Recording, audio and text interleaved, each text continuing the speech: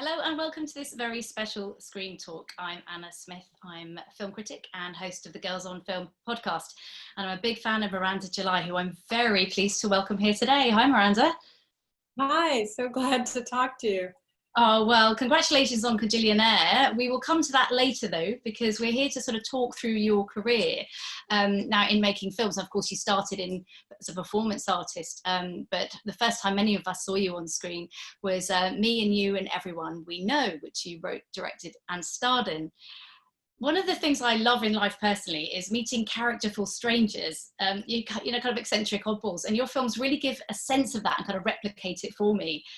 Talk to me a bit how you find your characters and where they first pop up in your head, or whether how you're inspired by real life.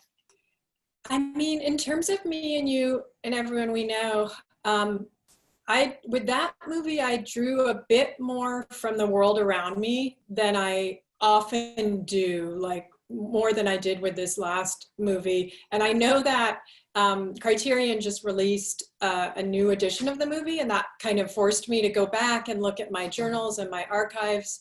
And I was sort of amazed to remember how many stories I'd pulled from friends and just kind of morphed them in. And I think that sort of, it maybe speaks a bit to a first movie, you know, where you are, like you can gather from your world, but you maybe can't do that again and again. And I think as time has gone on, I've figured out how to draw more from my unconscious, so that, which for me allows me to be more emotionally truthful. Like if I can get a really good fiction going and just the right characters, like these sort of agile characters that I can follow anywhere, then my own truth comes out. And if I get any more realistic or autobiographical than that, it tends to weigh me down. Like I start to lose my powers. So I can take a little bit here and there from life, but it's best if they rise up, you know, and kind of surprise me. I watched Me and You and Everyone We Know again this afternoon, and I was sort of helpless with laughter in certain scenes. And when you watched that film first and you had feedback, and you had feedback from critics, did people sort of laugh and cry in the bits you expected them to? Were the reactions as you would have imagined? Yeah, I remember sitting in the theater the first time I ever saw it in a theater at Sundance, and I'd never sat among thousands of people and watched my work. I was nervous, but I didn't even know enough to be very, very nervous, you know? And I remember, yes, hearing laughter at different points and things getting quiet, and thinking to myself, oh, I think if it were going well, this is probably how it would sound. And to be honest, when we had tested the movie and shown it at friends and family screenings and done feedback screenings, there was never any laughter.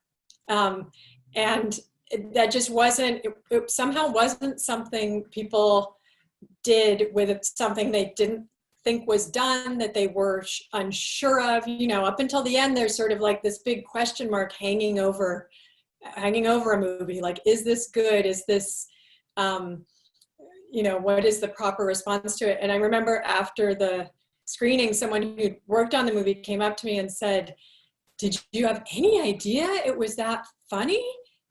And I was like, well, yeah, actually, that's how I wrote it. Like, every single one of those things, like, were funny to me, you know, but it was a relief, yeah, to finally have, I guess, just have it be complete enough that alchemy with the audience could actually happen.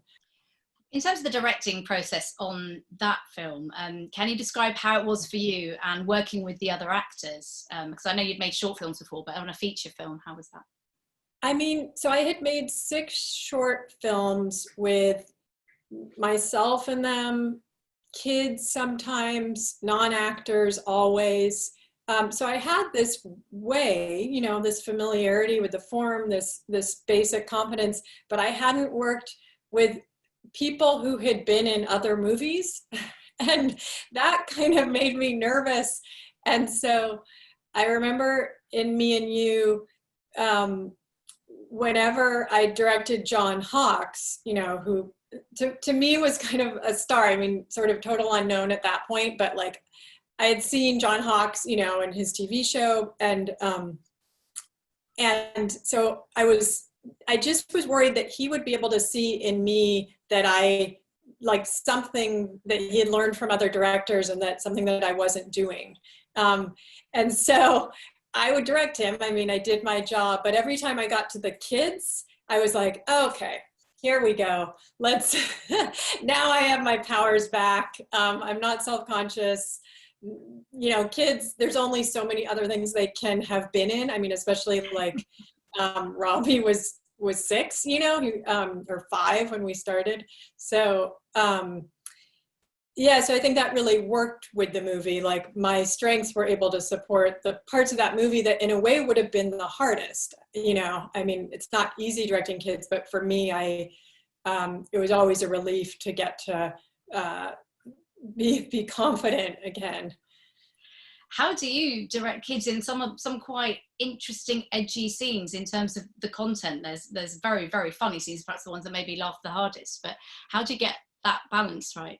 Well, I think part of it is if the writing is true, you know, if you're not setting them up in a way that's unfair through what you're writing, then you can have faith in it, you know. And I mean, I worked really hard at that dialogue to really feel like this is a child's view of sexuality, for example, in one scene. You know, I'm not adding an adult slant to this, you know, and I would whisper it again and again, kind of doing both sides as I do when I write. And so then, you know, I get to the actual kids, and with them, I mean, the other thing with kids is you can kind of do line readings in a way that, you know, for example, not one person on Kajillionaire would enjoy me reading the line for them. But, you know, kids, it's like, they're not even gonna mimic you so much as just get a basic understanding of like what the line even is. And so it's helpful, you know, you're kind of just showing them. And yeah, and I mean, I would do all kinds of things. Like I would, to get Robbie, the character of Robbie played by Brandon, to get him to just look a certain way when he was really tired, like you need to keep looking up there or whatever, I would just like put something up there or have someone stand up there or you know, just do kind of whatever it took, you know. Talk to me a little bit about the role of coincidence in your films, in particular with this one, because it does seem to be a bit of a feature and that works very well. Well, I mean, coincidence for me is always like, I just always take it as a sort of reassuring nod that I'm on the right track. It's not like more significant than that. I don't think like God is smiling at me or anything, but I just think, oh, right, there's like an invisible underpinning to the universe, and sometimes you get a little peek at that by how things align, you know, and there's, you know, it's hard to understand more beyond that, but it kind of reminds you to keep having faith in your intuition and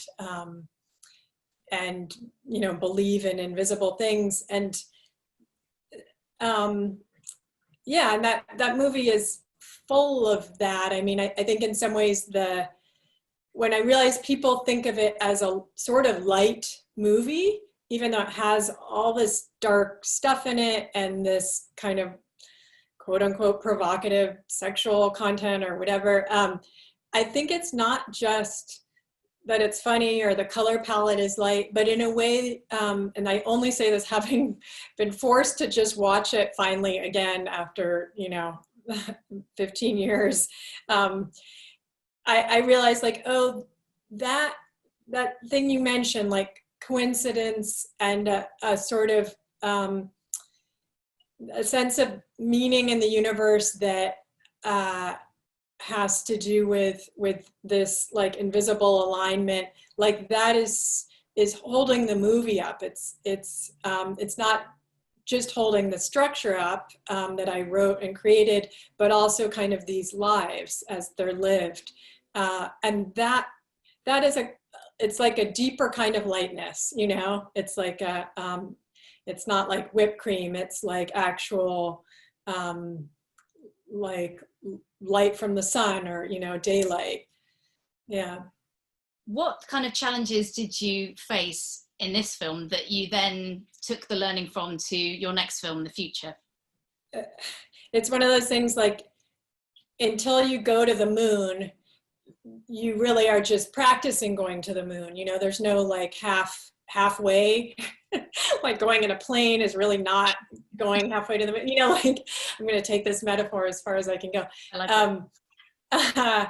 And so, but once you've been, like, you stop being like other people in a way. Like you've stepped out of civilian life, and you always know that's there for you, the moon, and you always want to go back, and you can now, you know, because you've done it once.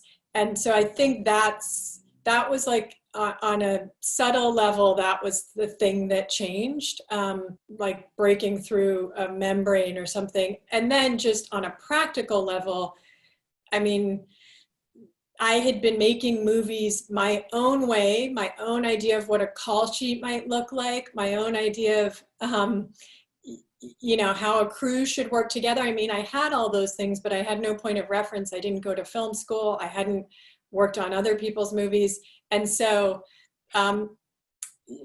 you know, filmmaking, especially like in LA, within, you know, the union system, like it is done the same way every time.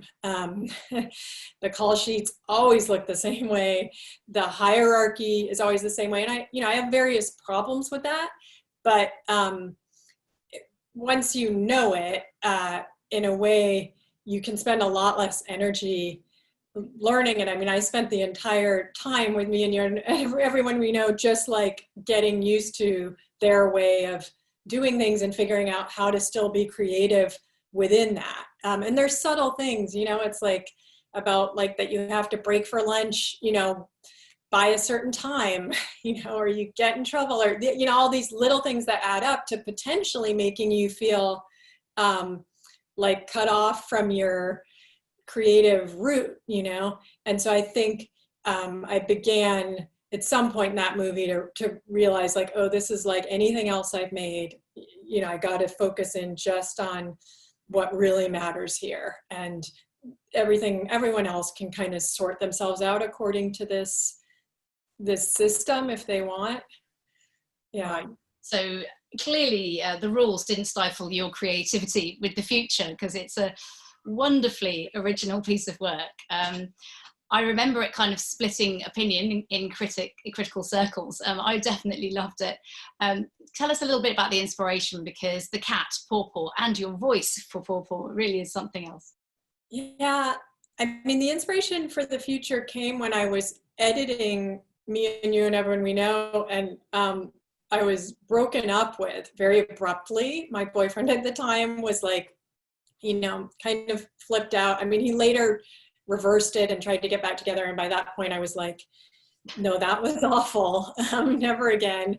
But I remember that the feeling, and here I am like trying to finish this movie, feeling like someone had died, you know, like this and this absolute shock, and like I wanted to stop time, you know, like I just didn't, I didn't want this to have really happened. And I thought, ooh, that's, you know, it's the parts of it that are familiar, like I appreciate. Everyone's, you know, almost everyone has been through this, but there's something kind of esoteric about this, you know, it's like almost science fiction, the level of pain. And I first got into that through making a performance about it called Things We Don't Understand and Definitely Are Not Going to Talk About. And that was where I developed the talking cat and stopping time and all these kind of surreal ways to get at that feeling. And I think that was a great way to feel free again after making my first feature, like go back to a realm where literally nobody cares, you know, like no one's going to make any money. Most people are not even going to know the performance happened. But free enough to like come up with a whole story and not feel self-conscious. And then I thought, well, where these surreal elements would be really interesting is in a conventional feature film. You know, it's one thing to do them in like an art house, you know, theater, but like a performance venue. But to do them in this world, in a world with houses and people and, you know, something that feels very real, that would be a great challenge. And yeah, and so I did that. And I mean, some of the, you know, like the fact that I voiced Papa, I didn't plan on that. You know, I really wanted someone else to do it. And then, as so often happens, like I was the temp voice, and I became very used to that. And I brought in so many people, voice actors, to do it. And in the end, I just worked very closely with my sound designer, Ken Sparling, and we kind of figured out how to affect the voice to create a kind of cat version of my voice. Well, it really works. You mentioned the challenges. I mean, what do you feel was the biggest challenge during the filming process of this one for you?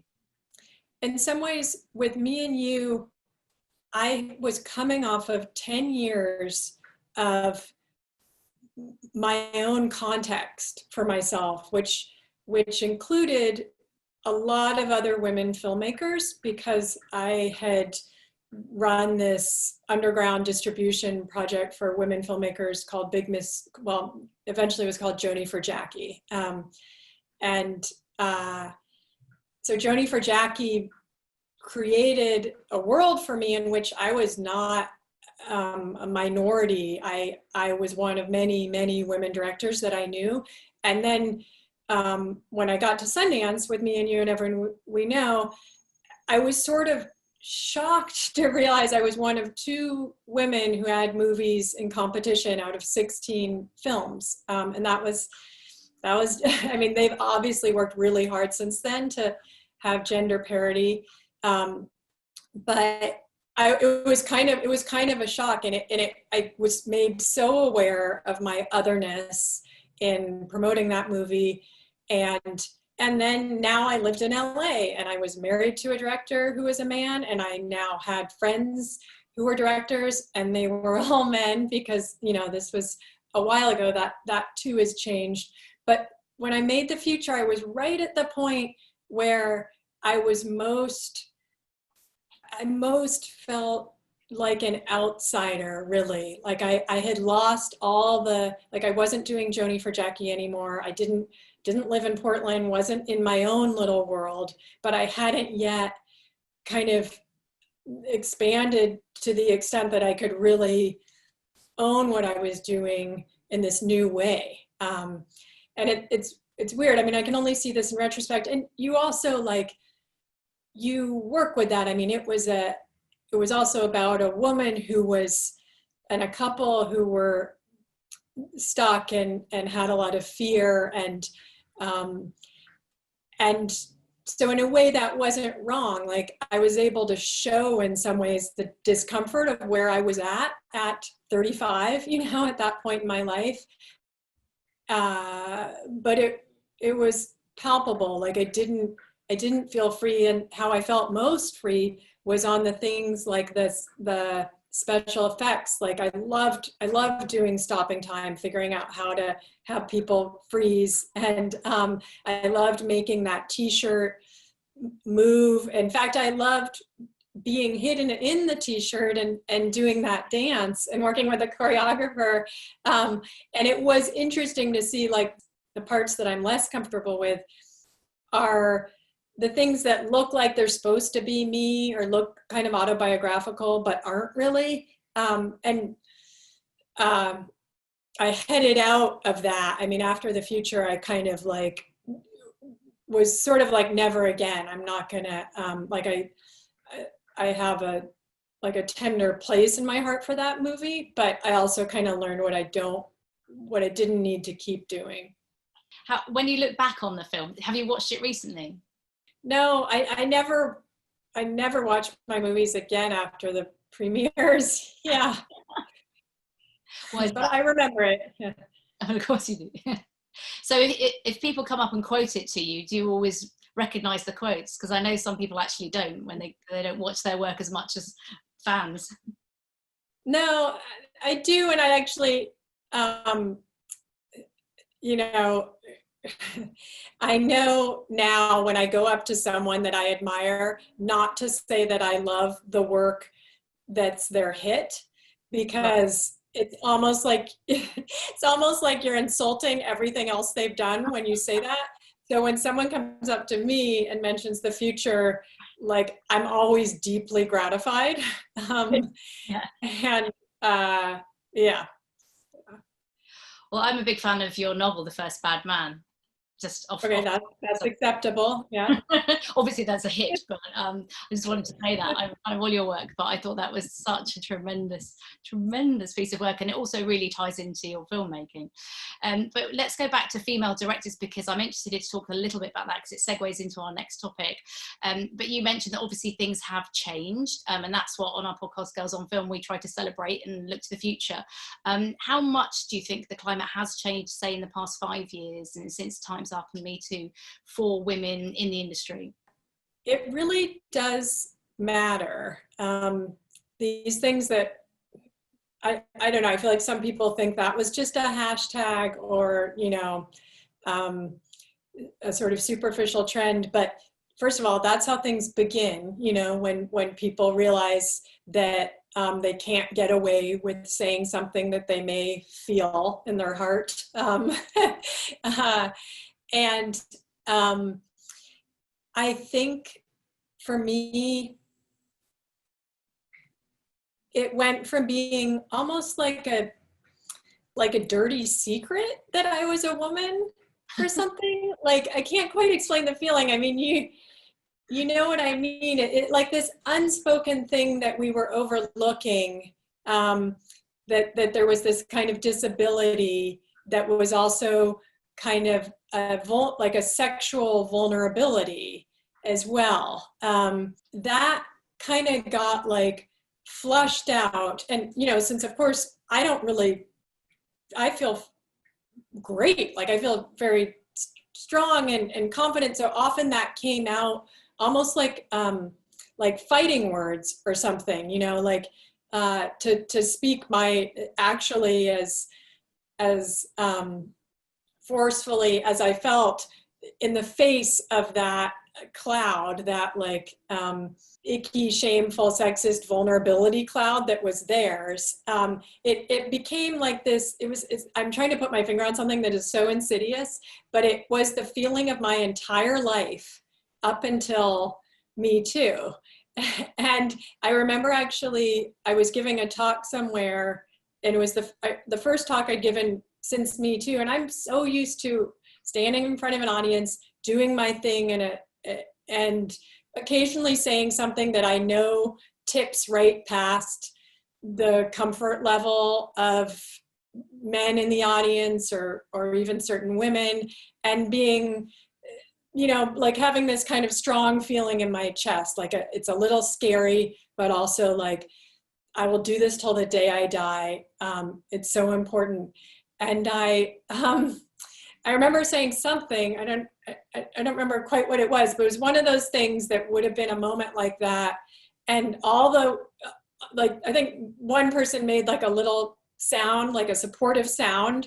And then like several women in the audience like cheered or something. And I was like, oh, they're not afraid to show how much that meant to them. Like, they would have been silent before, silently receiving my message.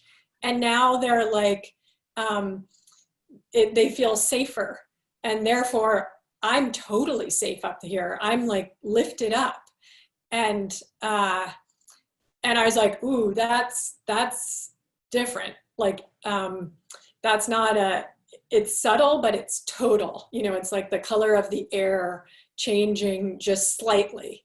And yeah, I'm getting like emotional because it's not to be taken for granted. And when we're thinking about other kinds of social justice and change, you know, to realize like it is real. Like just because it's on social media, you know, in the form that you experience it most often or something, doesn't mean it's not real. It's also happening for people standing in front of an audience and in every context. And I certainly felt that as I continued to make my work, that I was experiencing that, and all the women around me were. And so there was this collective safety and therefore freedom. That's powerful stuff. Thank you. The sisterhood is building, and I certainly feel that the term feminism is much more acceptable in sort of mainstream culture now, and it's young women are proud to call themselves feminists, which is fantastic. Right. Yeah. Right. I remember in so many interviews for so many years, people would say, you know, feeling like they were being kind of naughty or daring, they'd say, now, would you call yourself a feminist? You know, like, and I'd be like, yes. Yeah. And now I really don't get asked that anymore, you know. Oh, that's good. That's past that. Yeah. Well, I hope your work speaks for itself. I mean, also, yeah. But it's true. It used to be like something offbeat and edgy, but now I hope it's soon the norm. Radical. Yeah. Talking of female directors, let's turn to Josephine Decker, who directed Madeline's Madeline in 2018. And of course, you starred in that, another wonderful film. I would say there's perhaps some common ground between her work and yours. You're both very distinct. What made you want to make this film with her? I mean, I'm not generally like an actor for hire. When I get offered, you know, when people reach out to me, I'm always like, are you kidding me? I don't even have enough time to do my own things, much less act in your thing. But I had seen her work, her two previous movies, and I was so curious about how she made those. Like, I didn't understand it at all. Like, I couldn't even begin to imagine her process. And so when she asked me, my first thought was like, oh, I could actually see how they're made. I could be like a spy, like a director's spy on her set, because it's very siloed. You know, you don't really get to see how anyone else is doing this, and so that was initially why I said yes. It ended up being like just incredibly cathartic, actually, to just be an actor, and it really sort of taught me about what my actors were experiencing. It actually made me realize it's very joyful. Like, I hadn't really gotten the joyful part, because when you're acting and directing, it's just frankly kind of stressful. But if you're just acting, gosh, I mean, what's not to love? Like, you're being taken care of like a child, sort of. All your needs are met, and your whole job is to just like feel your feelings and be present and try things. And so now I kind of understand when I'm working with actors, like they really want to be there, and they're having a good time, and they'd love to know, you know, like it's simpler, I think, to me now that, you know, now that I've only acted in a movie. It's like I understand the basic unit of measurement in filmmaking now, which is the actor. Yeah. So the spy mission was successful. Yeah, totally. Yeah, and now we're also really good friends. And having like good friends who are also directors means that, I mean, so for years and years, it used to be I would talk with my friends about sex and relationships and, you know, family, everything in my work, everything but my work, you know, because that was just who was going to relate to that. Like, it just would stop there. And now with friends like Josephine Decker or Lena Dunham, we talk about everything, and then we talk about casting and financing and writing, and, you know, I mean, that's it. I can't underline enough how good that feels. Yeah. Well, that's great. Sounds like a good life. Let's come to your new film, Kajillionaire, which I loved. Now, a wonderful story of an eccentric family of grifters, but I read that it was inspired by a dream. Is that correct? Well, I want to be precise. I wasn't asleep. I had just woken up, and I was lying there in that kind of half awake state, and I saw these three people walking towards me in my mind, two of them with this long straight hair and a man. And I remember thinking, okay, I can fall back asleep and have this as a dream, or I can reach across my husband and try to not wake him up and grab my phone and start whispering, dictating what I was seeing. And I did that on and off for the next few days as this story kind of unspooled. So, I mean, lest that sound too easy, because it really was like a gift from the gods, I should say, like, I think it was my whole life leading up to that, including like a year of really trying to write something in this territory. And then it came all at once. So yeah, I kind of set it up to happen. When you describe the film to people, how would you summarize it yourself? I mean, it never works. I say it's about this family of very low stakes criminals who meet a stranger and pull her into their heists, and it kind of turns their world upside down. That's me trying not to give anything away, including that the movie is good. It is. And I love that you're working with, you're working with four great lead actors, but three of them are women. Talk to me a little bit about the casting process. Yeah, so this was the first time I got to cast lead actor women. I'd never gotten to do that before, and I'd always, wanted to. And I got to, and there were three of them. And let's see, I mean, I know I had Gina Rodriguez in my mind still while I was writing. She was kind of the only person I saw being Melanie, which speaks to her and Jane the Virgin and what I had seen her do. It also speaks to how few well-known Latina actresses there were in that age range. Like, I knew I was trying to cast familiar faces, and so just a nod to that reality. But I was so excited when she read the script, and I remember she wrote me, this script is baller. You know that phrase, baller? Yeah. So it was just a high compliment. But that was actually sometime after I met with Evan Rachel Wood, who, unlike Gina, I didn't know if there was an old Dolio in there. She's such a shapeshifter. She's been so many different ways. And I remember meeting her for the first time, having dinner with her, and kind of thinking, like, give me a signal here if there's something in your soul that connects to this character. And at a certain point she said, old Dolio reminds me of this character I always wish I could have played, my favorite character in film history, Edward Scissorhands.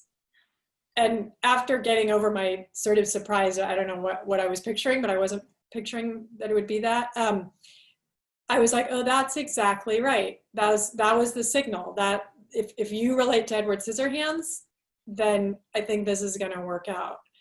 And then Deborah, I don't know that I would have had the confidence to reach out to her, except she followed me on Instagram, and I began to realize, like, she knew my work. She actually was like a reader of my books, and that seemed like a good sign. And so I reached out, and she's very, very game and very brave. I mean, this is a woman who's like quite hot and is always played, pretty sexy characters, and there's no reason she can't do that till her dying day. But in this movie, no makeup, long hair, a limp, and she really kind of doubled down on that in a way that I think it was like not comfortable or familiar to her, but she used that discomfort to kind of get further into the darkness of that character. And how much of the physical comedy, because there is quite a lot that you're describing there, not just of their gait, but of them trying to avoid detection. And how much of that were you working with them on set, and how much of it is on the script and pre-planned? I mean, the limp is in the script. My sense of Old Dolio was there, but it was working with Evan, just watching her. She'd be in my studio and I'd be like, okay, walk around. Okay, don't move your hands so much. What happens if you just don't move your hands at all? Does that look too weird? Just trying things like that. And then also trying to figure out how to sort of shut down her intellectual space. Like Old Dolio is a full soul, but she's got like a clogged output valve kind of. And so initially I would ask her questions and tell her like she couldn't use language. She just had to make noises, or couldn't even use noises. She just could use her body like an animal. And that helped, I think, helped us both find this kind of narrow shut down space to work from physically. Talk to me a little bit about the themes in this. I think the aspect of parenthood is very interesting, and how people kind of create their own logic within a family, which might seem strange to an outsider, but seems perfectly rational within the family unit. Is that something that you were keen to explore? I guess I always sort of think that every family is kind of cult-like. I mean, not as extreme as this family, but every family has its own way of doing things. And often the children in the family don't know that it's just their family that does it that way until they leave, and suddenly they're like, what? No, not everyone does that. And that really common moment of transformation is sort of, it's like the basic unit of when you see the world anew, and you hopefully do that again and again throughout your life. But that's, I think, often the first time. And I was so interested in that, and that sort of inherent betrayal in that, like you're obviously going to stop being a good cult member now that you know. And there's something sort of heartbreaking about that. And that heartbreak was really important to me to get into the movie. It's a very moving film, as well as being very funny. And also there's something quite a lot about not really knowing your parents, or thinking you know your parents, and then being shocked perhaps by them. Was that another thing that you were sort of keen to explore? Yeah. I remember one of the very first scenes that came to me was this one at the baggage claim, where as part of a scam, Old Dolio's parents have to act like they don't know her, like they're strangers. And when she finally gets to that moment, because of some things that have just occurred, they aren't just acting like strangers, they seem truly strange to her, unfamiliar. And it's like she's seeing that for the first time. And it's so incredibly painful. Yeah. I totally forgot the question right at the end there. No, I just asked if it's something you're keen to explore, your parents, not really knowing who your parents are. Yeah, right. There are a couple, let's not give spoilers, there are a couple of moments in the film where she obviously has her eyes opened, and it is difficult. But also I'm interested in the idea of people creating a new family as they get older, and kind of finding new substitute parents in a way. Do you feel that's kind of what Old Dolio is doing in a way? Is she's sort of floating the nest? Right. Yeah. I have sort of this idea of like non-linear time, or like queer time, in which maybe it doesn't matter when you do these things, like in the movie, they're like the breast crawl, or, you know, all your birthdays, maybe you do them all at once, instead of year by year, like that you could be reparented, and that could work. And that in fact, we all are, you know, we find friends and lovers who like kind of redo things that weren't done or weren't done properly the first time. So yeah, that is what makes old Dolio's transformation possible. Let's just talk a little bit more about the actors, because also, you know, they blend so well together, and there's a kind of awkwardness as well. How did you kind of get them to interact on set and in rehearsals, in preparation to kind of get into those roles? Yeah, I mean, you know, sometimes you would really want in rehearsal to make a family bond, you know, and do things together. We did some rehearsal. We we practiced this whole serpentine running thing, which we didn't end up using in the movie, or I cut that scene. But in a way, I think, like, I was trying to come up with things that were crimes, or, you know, the kinds of things they actually would do together. It's not so much about like sitting down and eating a meal together.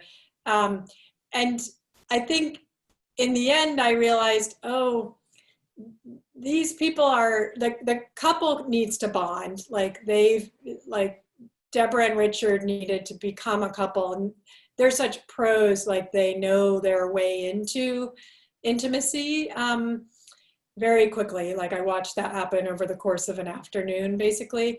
But no one needs to bond with old Dolio. Like we can just absolutely leave that awkwardness as it is. And she kind of kept her distance, I noticed, and sort of for the whole movie kind of stayed in her own world. And yeah, so there wasn't, I would say I worked with her alone, I worked with Deborah alone, but there was sort of no need. I didn't even have Gina Rodriguez until a week into shooting, because she was on another movie. So, which worked fine for how she enters the movie, like just completely out of nowhere. Yeah. I love the scene on the plane where they all meet first. Was that an enjoyable one to film? Because there's so much great comic energy in the air in that.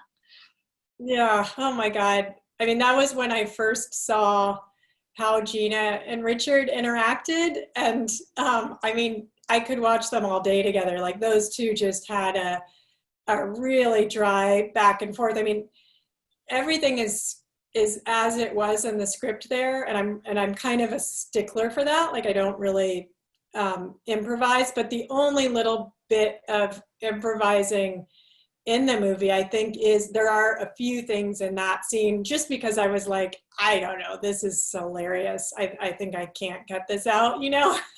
Yeah. So there was, some tiny things I just loved. Oh, I'm gonna have to watch it again and try and work out what those bits are. But it's a really funny scene. And we talked about challenges earlier. Were there any particular challenges, maybe, you know, physical, in making this film? Because there's some quite, like the bubble scenes must have been quite difficult to orchestrate.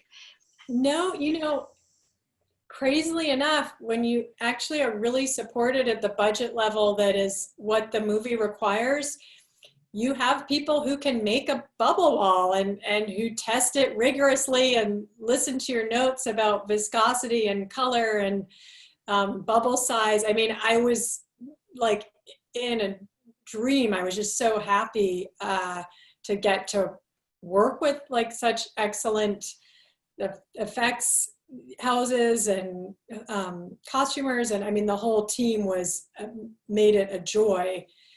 It's funny, the one challenge on this movie came after all of that. I couldn't figure out the music, and that had never been an issue before. I'd always, you know, just hired my composer early on. But I had a little trouble with scheduling of getting the composer I initially thought I'd work with, and then I kept trying different approaches, and I got to the point where I had locked the movie and still had no idea and already pretty much blown our music budget. And so I was kind of freaking out, but I still had a really clear image of it in my mind. And right around that time, right then, this movie called The Last Black Man of San Francisco came out at Sundance, and it was the first movie that this composer, Emile Mosseri, had scored. And so no one had ever heard of him before that. And we tried him out because we could afford him, and he was available and talented. And I remember the first day that he played, he was like, well, I watched the movie because it was done now, and I just tried a few things on the piano, and I'll play them for you on my phone. And I remember thinking like, oh, this poor guy doesn't know that I'm like the princess and the pea with this movie. Like, it's not that easy. And the first thing he played for me was like what we ended up calling the love theme. It's like the music that plays when Melanie's taking off, or Old Dolio's taking off Melanie's nails. And it was just the most perfect thing I'd ever heard. And we worked together for the next 5 weeks, which is all I had left at that point, budget-wise. And it was a great collaboration. So I don't know, I came to think that maybe on some level I was like stalling the whole time until this guy like came into the universe, made a movie, scored it, because that ended up, being absolutely right. Well, you mentioned collaborations, and collaborations are also obviously so important in your work. Do you find yourself working with a lot of the same people time and again for that reason, that when you just click with somebody? Yeah, definitely. My costume designer, Jennifer Johnson, I had worked with twice before, and she's just a friend. I mean, she's someone who like we go vintage shopping together also, and also happens to be like one of the very best costume designers there is here right now. And Sebastian Wintero, I had worked with on a short film called Somebody. And I remember saying to him when I was done with that, I was like, let's do a feature together. You're not going to hear from me for a while. I need to write it, but I will email you as soon as I'm done with the script. And I did. And we prepped together for a whole year over Skype because he's in Denmark before shooting. So that was, a total dream to get to work that closely with someone. Well, we're excited that everyone can now see Kajillionaire. Is there anything else you wanted to add about that film before we leave? No. I'm so excited for you to see it. Well, I was excited and I was not disappointed. It really is another wonderful piece of work from you, Miranda. And thank you so much for joining us to talk about your career, and we look forward to seeing what you do next. Thank you very much for doing the Screen Talk. Thank you. Thanks for having me.